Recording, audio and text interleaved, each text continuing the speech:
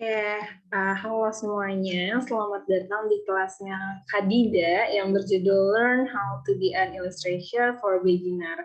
Jadi, teman-teman boleh banget nih sebelum kita masuk kelasnya, aku Alma bakal ngejelasin sedikit tentang Mizing.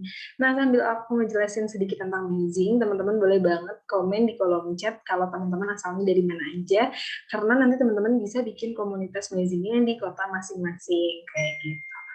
Oke, biar aku nggak lama-lama, aku langsung jelasin apa sih gitu ya Amazing Academy. Jadi buat teman-teman yang baru join kelas Amazing Academy, selamat datang. Dan buat teman-teman yang udah sering join, pastinya udah tahu banget Amazing Academy itu apa, kayak gitu. Jadi Amazing Academy ini apa sih? Singkatnya Amazing Academy merupakan workshop, webinar, juga course untuk meningkatkan skill teman-teman semua nih.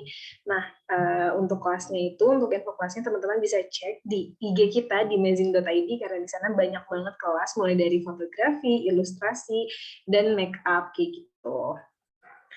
Nah, kalau Amazing sendiri apa kayak gitu ya? Jadi Amazing sendiri ini merupakan aplikasi berbasis Android atau iOS yang gratis dan berfungsi untuk membuat landing page ataupun single page bagi akun teman-teman. Nah, jadi teman-teman bisa banget download Amazing terus digunain di link in bio karena ntar itu Amazing ini bisa terintegrasi sama akun-akun lain gitu ya, kayak misalnya Spotify, YouTube, ataupun akun-akun yang emang teman-teman punya dan ingin diintegrasikan. Nah, nanti itu kalau teman-teman punya Amazing, punya teman-teman akun Amazing, ntar tampilannya akan seperti ini. Tapi kalau menurut teman-teman ini sangat biasa, itu tenang aja, karena teman-teman bisa banget custom gitu ya. Jadi kayak gimana sih customnya? Ntar untuk di kolom sini teman-teman bisa custom dari bentuknya, lalu emojinya apakah mau seperti apa itu bisa banget. Terus kita juga punya kelebihan yaitu kita bisa lihat analitiknya secara real time gitu ya. Jadi teman-teman bisa tahu berapa sih yang klik link teman-teman gitu. Terus kita juga ada fitur voice, ada URL shortener, juga fitur-fitur lain yang bisa dioptimalisasikan kayak gitu. Mungkin kalau dari aku hanya segitu saja. Daripada berlama-lama, kita langsung masuk kelasnya ke Kadida. Mungkin untuk Kadidanya apakah sudah siap, Kak? Sudah. Oke, boleh langsung dimulai saja, Kak. Silahkan. Oke, baik. Terima kasih, Salma. Sama-sama, Kak.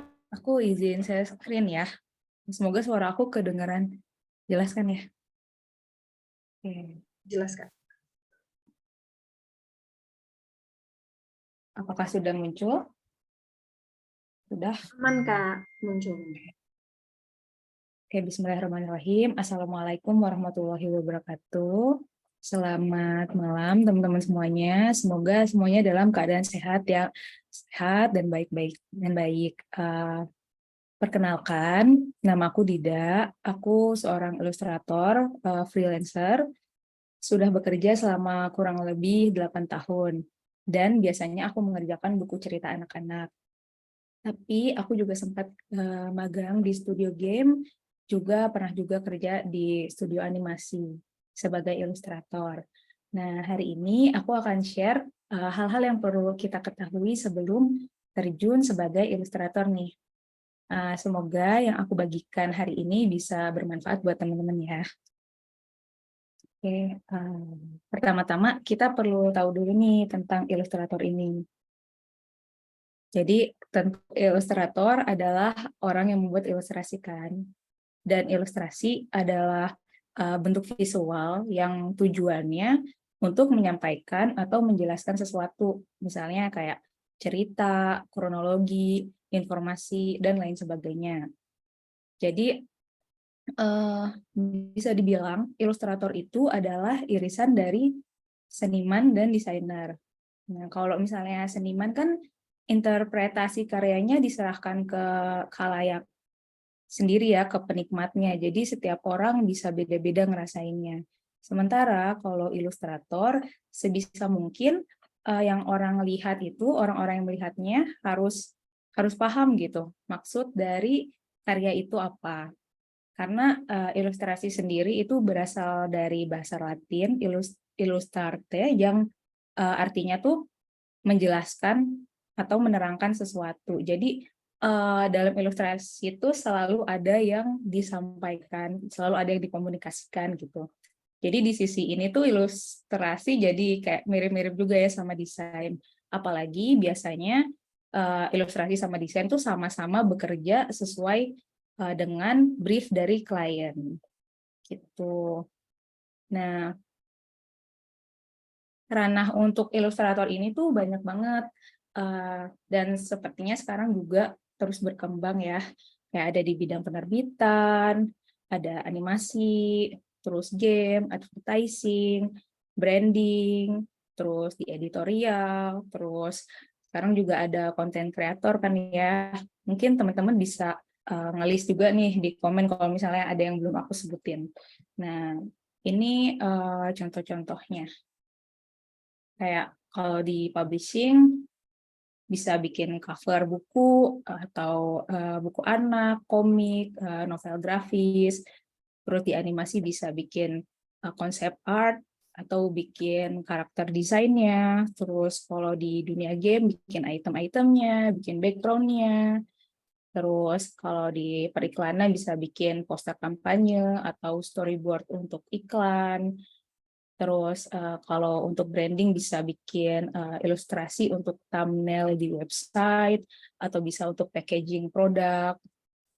Terus untuk editorial misalnya yang di koran, di majalah, terus bisa juga bikin kronologi kejadian kayak gitu, infografis juga termasuk. Terus kayak misalnya kalau yang scientific tuh yang untuk edukasi gitu sama konten kreator kayak di YouTube, di Instagram, di TikTok gitu kan. Nah, terus untuk tools yang kita gunakan tuh juga sangat-sangat bervariasi, tergantung preferensi teman-teman. Jadi ada juga ada media-media tradisional kayak pensil warna, charcoal, cat kayak watercolor, gouache, akrilik gitu. Ada juga yang main kolase, main clay dan lain sebagainya.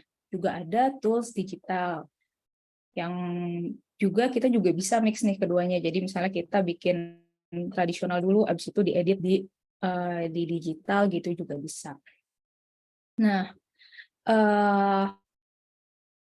tapi untuk memulai juga misalnya teman-teman mau coba berbagai media gitu ya, aku saranin teman-teman juga sambil rajin sketsa-sketsa manual gitu menggunakan pensil atau pulpen di kertas gitu, karena biasanya ketika teman-teman kita udah menguasai basic-basic ilustrasi secara manual, nanti pas pindah ke digital itu atau ke media-media lain tuh rasanya bakal lebih mudah gitu. Karena pada akhirnya si tools ini mah ya udah tools aja gitu. Yang paling penting sebenarnya adalah si basic skill yang kita terus asah itu. Nah, kemudian terkait digital illustration itu juga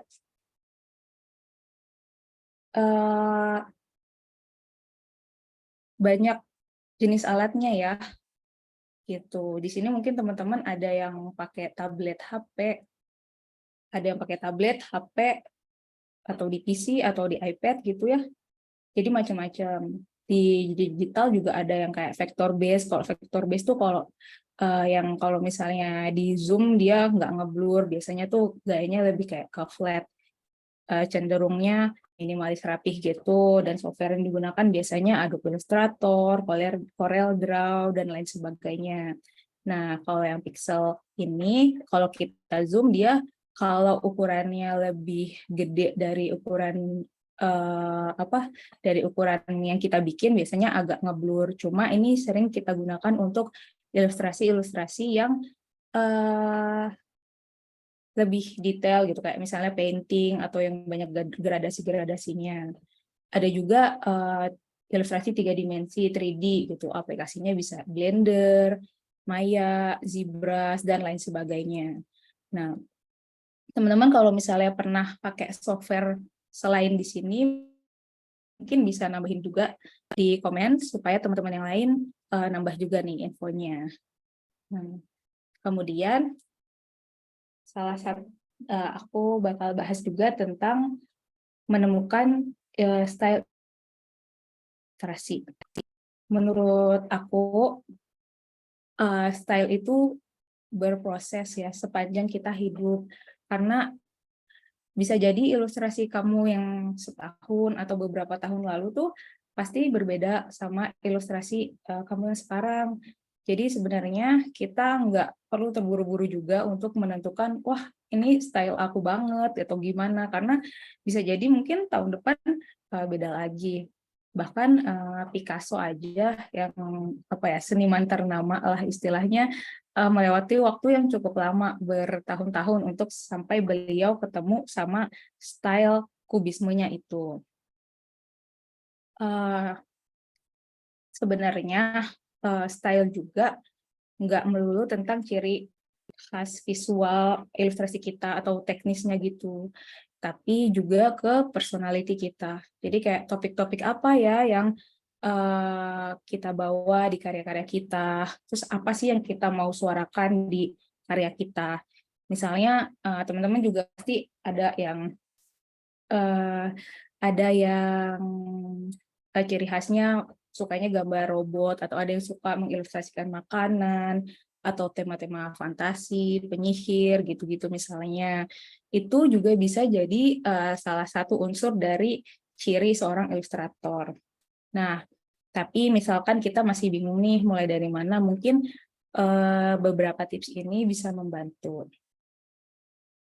Yang pertama, teman-teman bisa kumpulin atau list hal-hal yang teman-teman sukai, kayak hal-hal yang hati kamu tergerak ke sana gitu. Bisa ditulis, bisa juga dikumpulin gambar-gambarnya, atau kamu pin di Pinterest. Nah, kalau misalnya udah dikumpulin, kita jadi lebih kebayang nggak sih kayak apa sih sebenarnya preferensi kita gitu.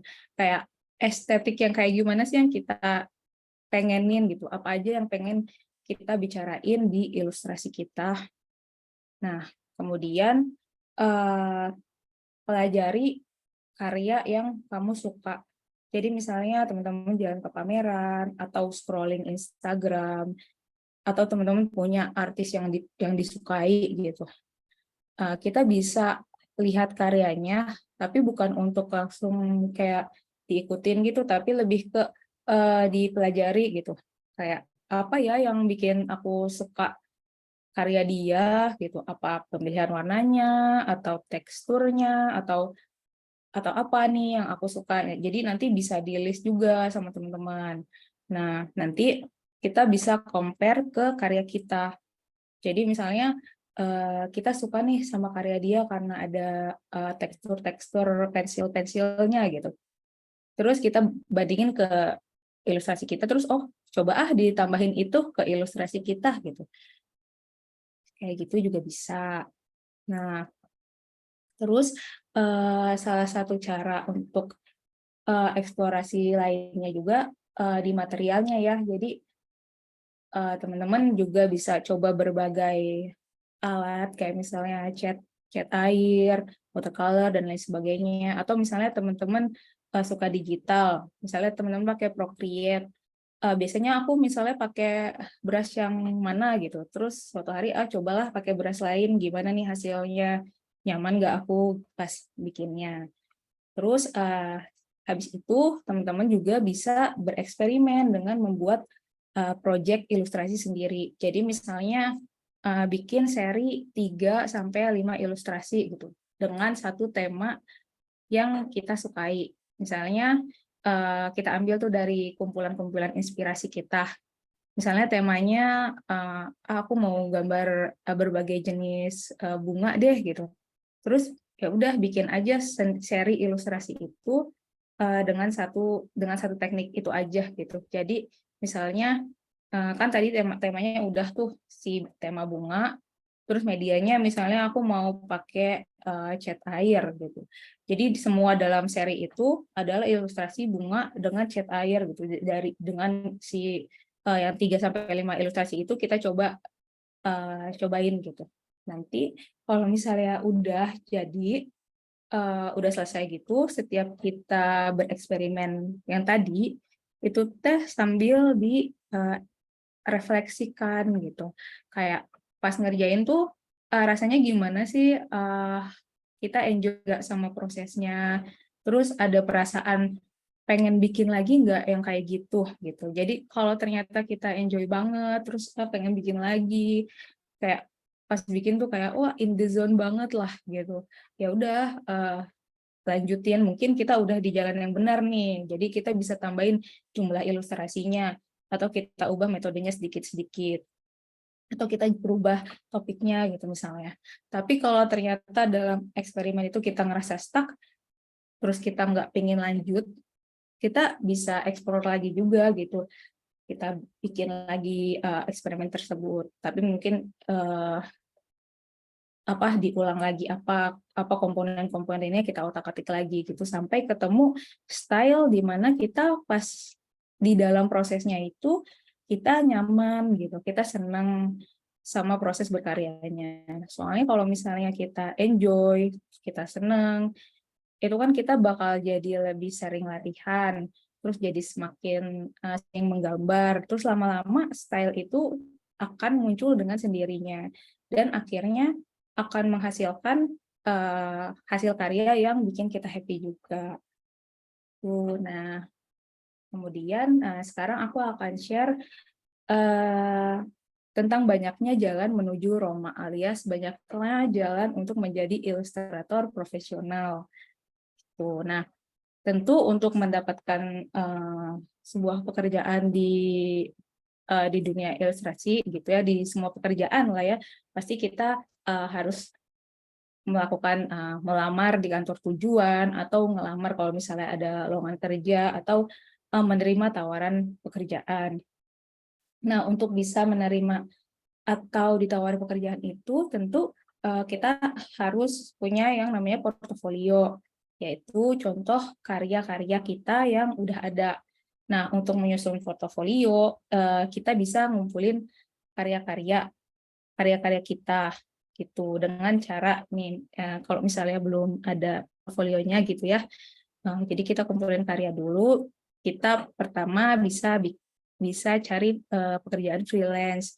Jadi kalau misalnya kamu sekarang lagi kerja atau kuliah atau sekolah, kamu bisa mulai dengan mengambil kerjaan sampingan seperti kayak open commission untuk portrait, terus atau komisi-komisi lainnya gitu. Teman-teman juga bisa buka layanan di Fiverr dan lain sebagainya. Cuma aku sebenarnya belum pernah coba sih, tapi beberapa teman ada juga yang pernah coba Fiverr gitu. Itu mungkin bisa dicoba kalau misalnya teman-teman tertarik. Nah, kemudian kalau misalnya teman-teman punya waktu lebih atau tenaga yang lebih, bisa juga ikut volunteering. Nah, itu juga bisa membantu kita untuk ngisi portofolio. Misalnya volunteer di lembaga non-profit atau apa, bikin merchandise dan lain sebagainya. Kemudian juga kita bisa ikut kompetisi, jadi ikut lomba-lomba untuk memperbanyak portofolio juga, terus ya siapa tahu menang juga kan, alhamdulillah ya. Terus juga kita bisa submission, jadi kayak misalnya ikut pelatihan atau ikut kayak apa, kadang suka ada kan yang panggilan untuk pameran kan, biasanya kalau ada pameran yang harus ada porto atau pameran yang cuman langsung kirim karya aja nanti dikurasi. Nah, itu juga bisa jadi kesempatan kita untuk nambah pengalaman juga nambah portofolio. Kemudian ada juga self project.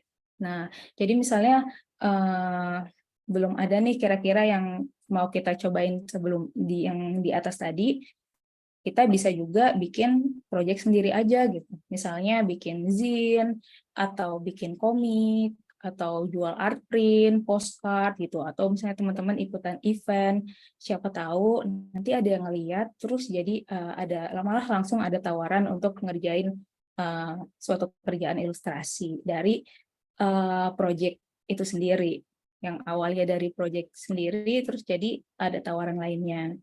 Nah,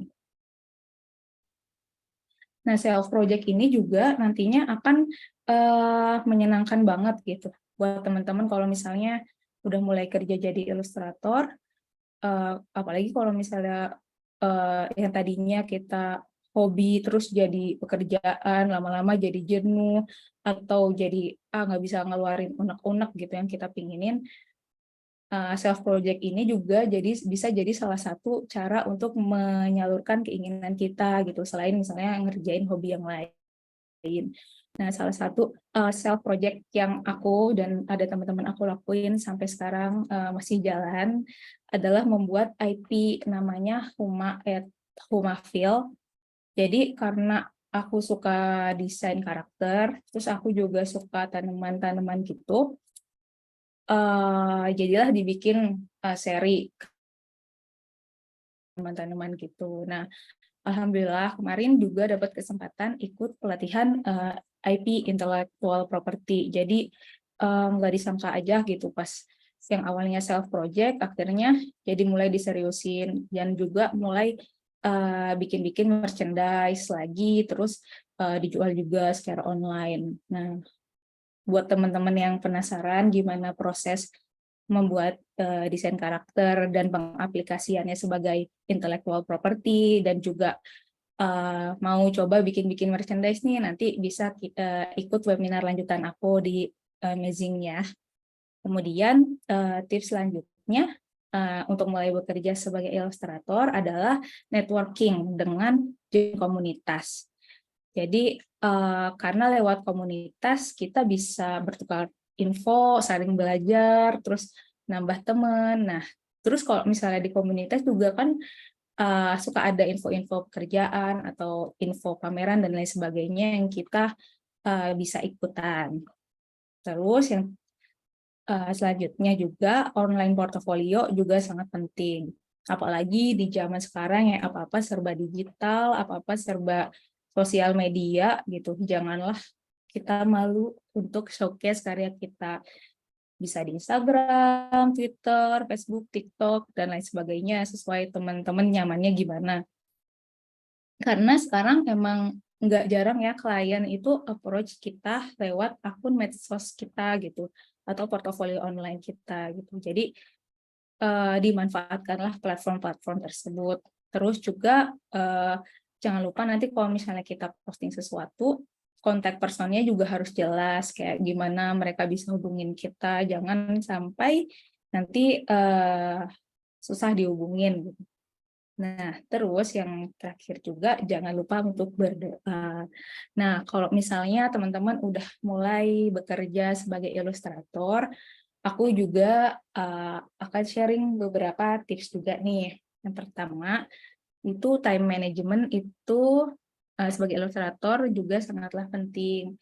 Apalagi kalau misalnya kita adalah freelancer gitu. Sebenarnya memang enaknya freelancer itu kan kita memang nentuin sendiri ya kapan kita kerja, eh, jam mulainya kapan, terus ya begitulah lebih fleksibel gitu.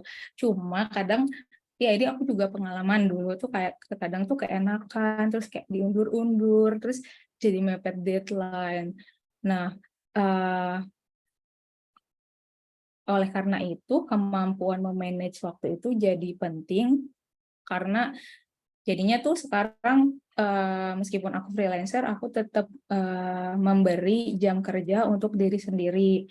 Ada bagusnya kalau misalnya teman-teman udah pernah kerja kantoran sebelumnya, jadi udah terbiasa sama ritme atau pola di kantor. Jadi misalnya aku kerja mulai dari jam 8, terus nanti siang istirahat, terus habis itu mungkin jam 2 aku mulai kerja lagi sampai sore. Sama gitu kayak misalnya jam kantoran. Tapi mungkin misalnya teman-teman juga ada yang lebih pengen mulainya lebih siang gitu, misalnya jam 1, mungkin nanti selesainya lebih malam misalnya. Yang penting ada jam kerja reguler yang uh, kamu tentuin sendiri gitu, walaupun misalnya deadline-nya masih lama.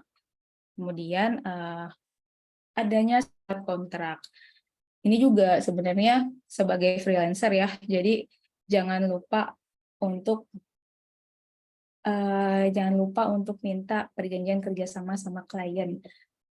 Jadi kalau misalnya ada tawaran kerja, mungkin bisa ditanyain ada kontrak kerjanya nggak gitu. Apalagi kalau misalnya orangnya kita nggak kenal, terus mungkin perusahaannya baru dengar, ini perlu kita minta surat kontrak kerjanya gitu, supaya kedepannya enak, kitanya tenang, terus kalau ada apa-apa juga kita bisa refer ke surat perjanjian tersebut. Nah, kemudian belajar untuk bilang enggak. Jadi ada kalanya kita tuh mungkin karena lagi semangat, terus banyak tawaran, terus nggak enak nolak nih, terus kita ambil semua. Wah, akhirnya kita kewalahan, keteteran, terus hasilnya nggak maksimal juga jadinya. Terus nyampe ke kliennya telat, akhirnya kualitas kerja kita juga di mata klien juga jadi nggak bagus kan, sayang ya. Jadi nanti kita bisa pilih-pilih mana pekerjaan yang spark joy buat kita, mana pekerjaan yang benar-benar kita mau juga dan juga kita mampu untuk menyelesaikannya. Itu nanti.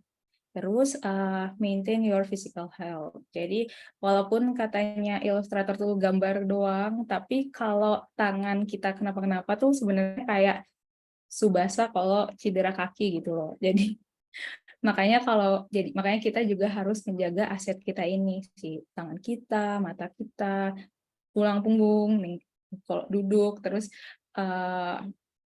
ya keseluruhan badan kita lah dijaga aja. Jadi kalau misalnya udah mulai sakit atau pegal-pegal ya istirahat dulu, jangan terlalu diforsir juga. Nah, terus berkomunikasilah dengan baik dan profesional. Nah, terkadang sebagai ilustrator kita tuh lebih sensitif kan ya perasaannya. Jadi tidak jarang kita jadi mudah baper kepada klien. Jadi gimana caranya meskipun kita tuh bete, tapi kita berusaha untuk berkomunikasi dengan baik, mencerna maksud si klien, oh mungkin ada benarnya juga, atau ya pokoknya meninggalkan kesan yang baik lah gitu sampai akhir. Jadi tetap profesional dan tidak terbawa emosi. Nah, kita juga harus jujur dan bertanggung jawab alias jangan ngilang.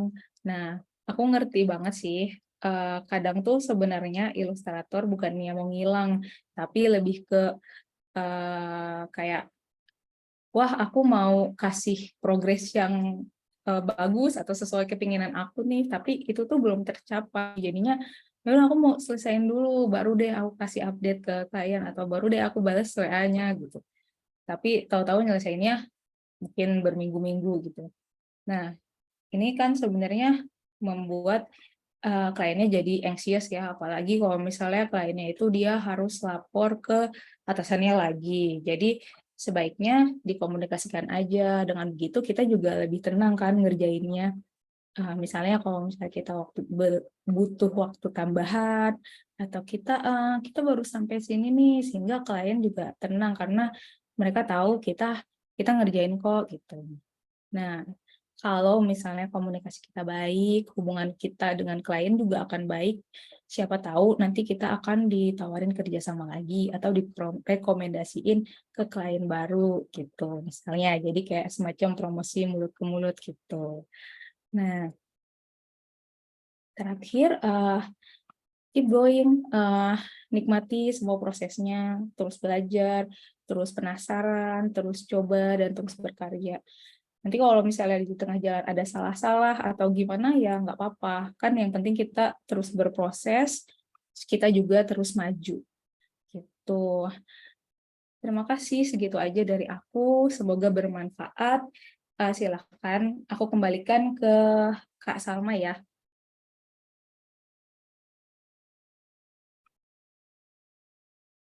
Oke, thank you Kak Dida untuk penjelasannya. Jadi teman-teman, wait, aku mau izin share screen lagi, tapi sebentar karena masih loading kebetulan.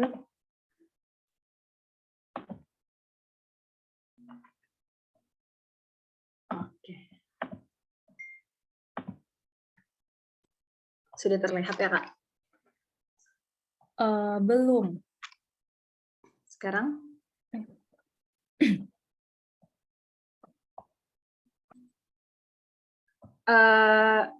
Kalau di aku belum sih, nggak tahu kalau yang lain.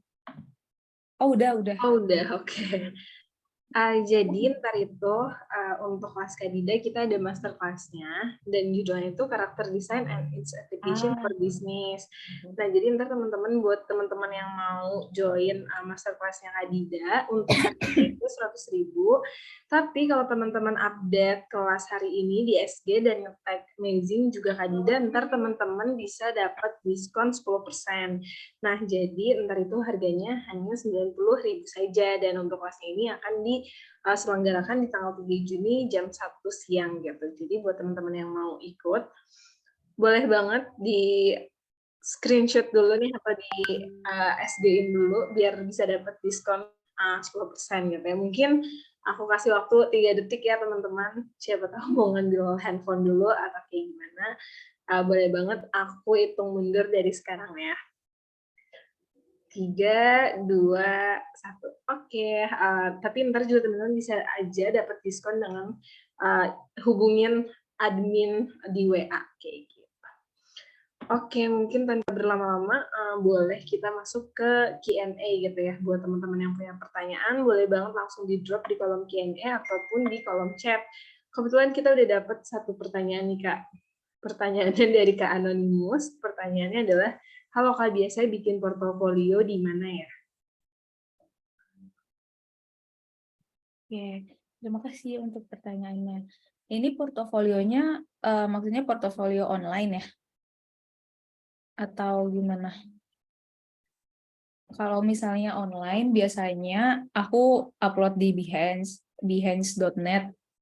Di situ, sebenarnya Instagram juga bisa termasuk portofolio online kita, karena kan itu ada, apalagi kalau misalnya Instagram kamu khusus untuk ilustrasi, jadi itu kan udah jadi showcase karya-karya kita ya, gitu. Bisa juga kalau misalnya teman-teman mau coba bikin di website, kan ada beberapa platform website gratis juga, kayak misalnya wish.com dan lain sebagainya, itu juga bisa dijadikan salah satu tempat untuk upload portofolio kita gitu. Tapi kalau misalnya yang offline, kayak misalnya bikin aja di PDF gitu. Jadi kalau misalnya ada klien yang nanyain di mana portofolionya, kita bisa kirimin si PDF itu gitu. Oke, thank you Kak Dida untuk penjelasannya. Oke, tiba-tiba banyak untuk pertanyaannya. Jadi mungkin untuk yang ingin ikut masterclass nanti itu, apakah harus punya tablet atau PC atau enggak nih Kak? Pertanyaan dari Kak tercentang.id. Ya, untuk bisa kok. Nanti aku bahkan pakai pensil kertas juga masih bisa kok. Nggak harus. Oke, berarti nggak harus punya tablet atau PC ya Kak? Untuk pertanyaan selanjutnya dari Kak Anonymous lagi, Kak kalau nentuin harga atau tarif itu untuk pemula baiknya bagaimana ya? Kalau tarif ini biasanya kalau aku pas awal-awal ya, kalau sekarang sih alhamdulillahnya kalau di buku anak udah ada dibikin sama komunitas, jadi ada komunitas namanya Clear, di situ ada list PDF tentang standar harga untuk ilustrator buku anak-anak di pasar lokal. Tapi kalau untuk ranah pekerjaan yang lain, biasanya seingat aku waktu dulu-dulu awal, aku tuh nanya langsung ke kliennya gitu. Jadi kayak biasanya ditentuin sama mereka gitu. Itu tergantung kita ngerasa cocok atau enggak sih pas ngerjainnya gitu. Kalau misalnya segitu, dan kita juga bisa tanya sama teman sesama ilustrator atau desainer yang lebih punya pengalaman sama kita, dengan kita, tergantung sama ininya ya, ranah ilustrasinya tuh di mana, terus kita tanya aja mungkin kalau segini ini enggak kemurahan enggak atau gimana gitu. Semoga menjawab. Berarti dikomunikasikan saja gitu ya Kak ya, kalau di bidang lain. Oke, thank you untuk jawabannya Kak. Ada pertanyaan lagi dari Kak Andini. Kak, tips memilih warna untuk ilustrasi bagaimana ya? Terima kasih. Kalau untuk warna itu sebenarnya preferensi masing-masing juga ya. Ini kita sukanya warna yang kayak gimana gitu. mungkin pertama-tama kita bisa lihat cari inspirasi dulu aja. Kayak aku inspirasi juga nggak harus misalnya dari karya orang lain, bisa sih dari karya orang lain. Kita misalnya suka sama warna kayak gitu, atau dari foto gitu, atau misalnya dari film atau dari video klip gitu. Ada yang, wah ini warnanya bagus gitu. Ya itu bisa jadi salah satu step pertama untuk memilih warna. Terus teman-teman juga bisa belajar teori warna ya. Jadi kan ada tuh yang lingkaran warna, mungkin teman-teman bisa cari nanti di googling yang teori warna. Itu ada warna-warna yang kalau misalnya kita gabungin dia bakal mendukung satu sama lain gitu. Kayak misalnya biru sama kuning itu kayak di spektrum yang berseberangan, jadi nanti hasil warnanya akan lebih kontras, kayak gitu. Nanti bisa dicari teman-teman di googling mungkin. Oke, berarti tergantung preferensi aja sih ya kayak lebihnya gitu. Sama belajar ininya, apa Teori teori-teorinya itu. warnanya. Oke, mungkin ke kolom chat dulu Kak. Ada pertanyaan dari Kayola. Pertanyaannya adalah berapa lama waktu pengerjaan satu buku ilustrasi Kak? Kalau satu buku biasanya sekitar 2 bulan gitu. Oke, berarti sekitar 2 bulanan gitu ya Kak ya. 1 sampai 2 bulanan rata-rata. Oke, next question Kak dari Kak Ahi. Halo, saya sebenarnya baru ini sih belajar ilustrasi. Biasanya nulis buku, aplikasi yang bagus untuk pemula apa ya Kak?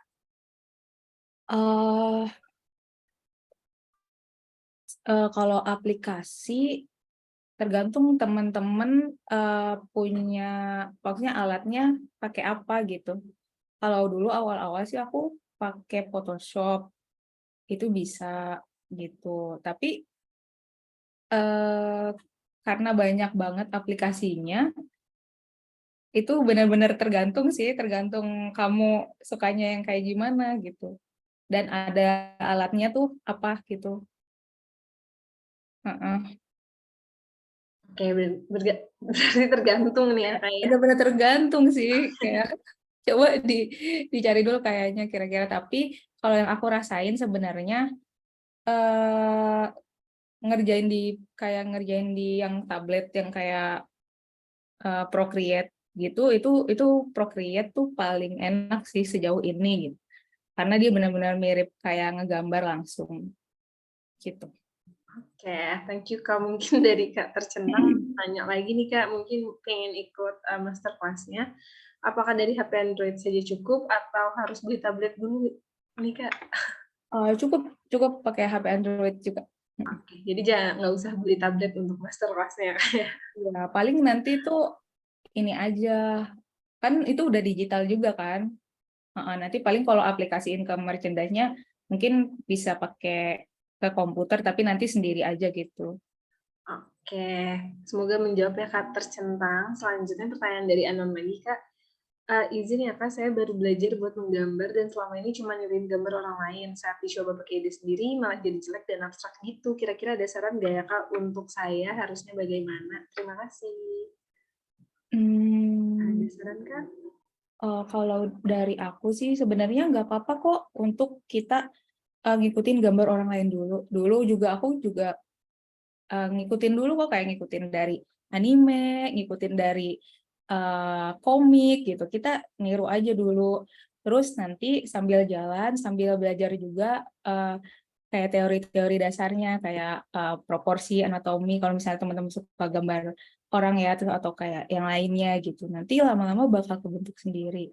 Yang penting terus latihan aja gitu. Kalau perasaan kayak, aduh kayaknya jelek dan lain sebagainya, itu wajar kok. Maksudnya karena kita pasti apa ya punya kepinginan untuk, oh aku pengen mencapai si goals aku ini yang menurut aku cakep, tapi di situ kan kita sambil jalan, sambil berproses, nanti lama-lama juga bisa ke situ gitu. Oke, jadi nggak masalah banget buat niruin gambar orang dulu ya Kak ya, ntar Ya, karena akan terbiasa gitu. sampai terbiasa gitu. Asal asal maksudnya nggak ngikutin terus habis itu eh, jual gitu misalnya ya, gitu. Oke, thank you Kak. Kita next lagi dari Anon. Kak, kalau gambar buku anak itu biasa biasanya vektor atau bitmap ya? Dan kakak biasanya pakai aplikasi apa untuk menggambarnya? Kalau buku anak itu macam-macam, ada yang manual kan, kalau manual itu bitmap ya jadinya pixel jadi kayak foto gitu, ada manual, terus ada juga yang vektor juga ada, macam-macam sih, karena benar-benar luas apa ya material yang bisa kita gunakan. Kalau aku biasanya untuk buku anak biasanya pakai yang pixel yang pakai Procreate aja. Oke, thank you Kak. Kita next lagi ke pertanyaan Kak Andini. Modal yang harus dimiliki seorang ilustrator itu apa saja ya Kak? Dan apa yang harus dipelajari? Modalnya adalah satu, suka gambar. Ya gambar, iya kayak apa ya, karena kan kita nanti akan gambar terus pas lagi ngerjain storyboard atau apa, itu juga kita menuangkan ide lewat gambar gitu. Ya itu sih modal pertamanya, nanti yang lain bisa nyusul lah gitu. Berarti harus bisa nggambar ya Kak modalnya, karena kalau nggak bisa Ya, gambar, jangan bisa tapi suka gitu. Kadang harus kan ada yang bisa tapi cuman hobi doang gitu misalnya. harus konsisten juga mungkin ya Kak ya. Ya, dan konsisten. Oke. Mm. Next pertanyaan dari Kak Ahi Dirman. Kak, kalau saya sih pakai laptop. Oke, pertanyaannya kalau saya pakai laptop yang agak mirip dengan cara gambar manual, apa ya Mbak? Pakai laptop yang agak mirip dengan cara gambar manual. Pakai Wacom gitu ya maksudnya. Itu bisa sih kalau mau dimiripin pakai cara manual itu pilih aja brush-nya yang kayak brush watercolor kan juga ada, brush yang kayak cat minyak juga ada, itu bisa dipilih. Atau teman-teman kalau misalnya mau ilustrasinya ada feel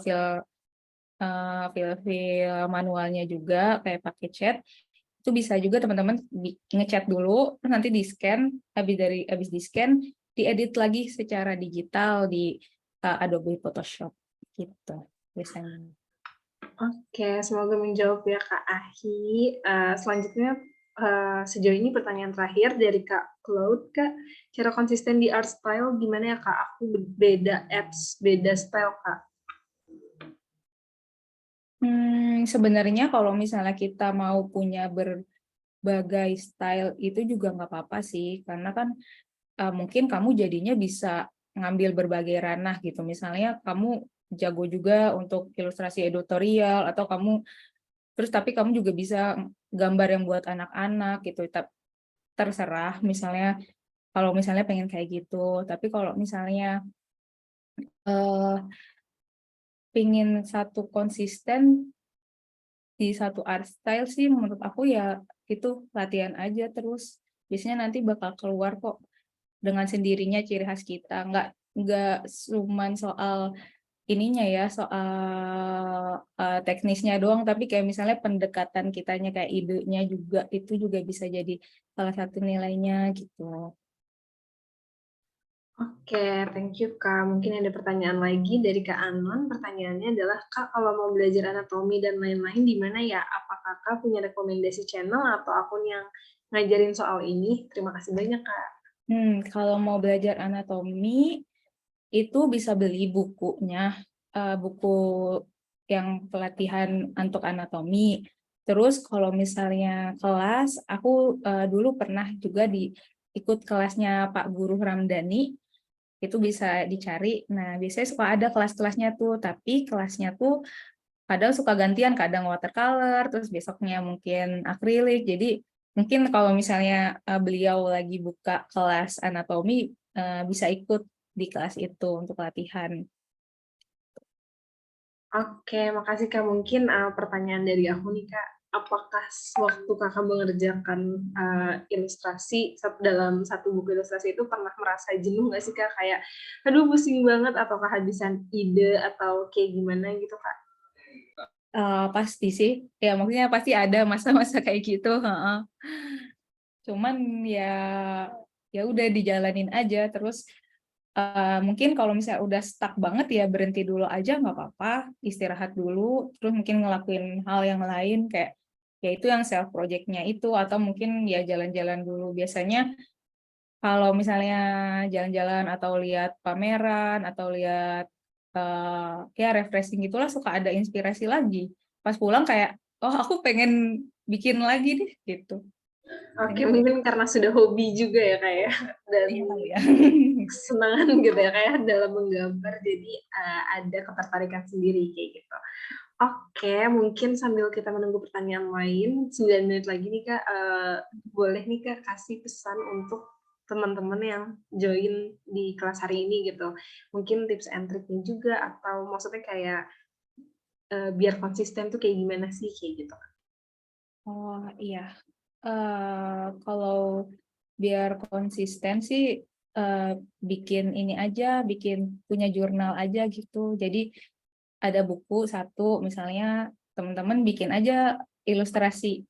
Jadi setiap hari bikin ilustrasi satu, terus besoknya mungkin satu, nggak harus yang bagus-bagus, yang penting dirutinin aja gitu. Itu mungkin salah satu ya. Jadi selalu ngegambar setiap hari gitu ya Kak ya kuncinya? Iya. Oke, mungkin kalau oke ada pertanyaan nih Kak, dari Kak Anon Kak, cara bagi waktu kerja full time dengan kerjaan yang freelance itu seperti apa Kak? Itu yang tadi itu, dulu juga aku sempet sih kayak kerja kantoran terus abis itu sambil freelance. Biasanya ngerjain freelance-nya kalau udah pulang dari kantor gitu. Jadi malam istirahat, terus kalau misalnya malamnya udah keburu capek, ya udah aku istirahat aja terus baru mulai ngerjain lagi mungkin paginya gitu. Di dibagi-bagi lah waktunya. Oke, harus pinter-pinter bagi waktu gitu ya Kak ya? Sama ini juga bikin to do list gitu. Jadi Oke. kayak misalnya bulan ini aku ada deadline apa nih, terus apa yang harus aku selesaiin tanggal segini, terus hari ini aku nyicil ngerjain yang mana gitu. Jadinya nggak kebingungan gitu apa yang harus dikerjain hari itu. Kalau Oke, misalnya. jadi harus tahu apa yang bakal kita lakuin hari itu ya Kak ya? Oke, mungkin, pesan dan kesan untuk kelas hari ini nih Kak, dan pesan yang tadi untuk teman-teman yang baru memulai. Hmm, apa ya pesannya mungkin mmm, tenang aja gitu, maksudnya dulu juga waktu aku memulai juga tuh kayak bingung, terus kayak ini kemana nih jalannya, terus kayak meraba-raba, aku bingung, terus aku kayak apply ke sini, apply ke situ, dan tenang aja gitu. Istilahnya yang kita lakuin sekarang tuh kayak menaburkan benih, dan mungkin nanti akan ada yang tumbuh dan menjadi sesuatu yang indah. Nah, gitulah maksudnya, Ya.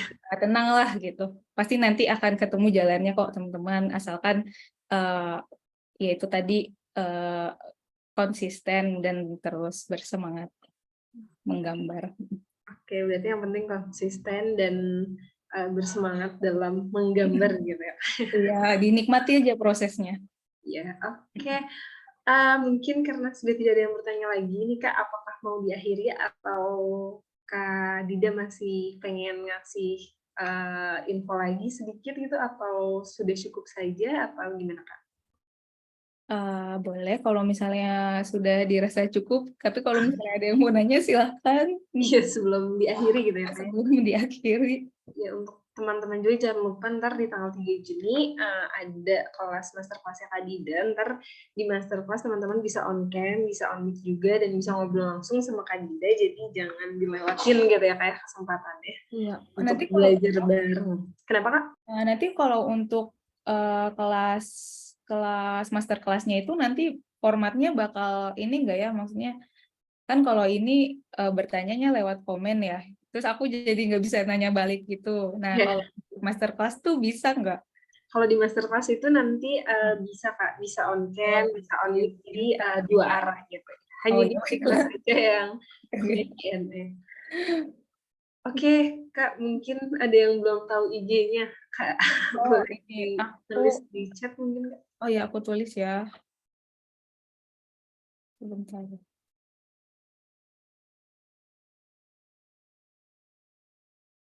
Nah ini IG-nya sudah aku tulis. Wait Kak, kayaknya ini hanya ke aku saja. Oh, Bentar, aku bantu. ya, baiklah. Ke everyone, ya Kak. Mau aku bantu gak Kak? Aku bantu. Udah, bisa. Oke. Oke, untuk IG-nya di @ddi_dadong. Jangan lupa di-follow dan jangan lupa di-tag buat teman-teman yang mau dapetin harga khusus untuk masterclass-nya Kak Dida gitu.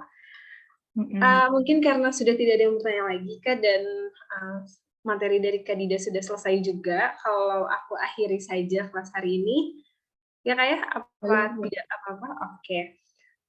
Untuk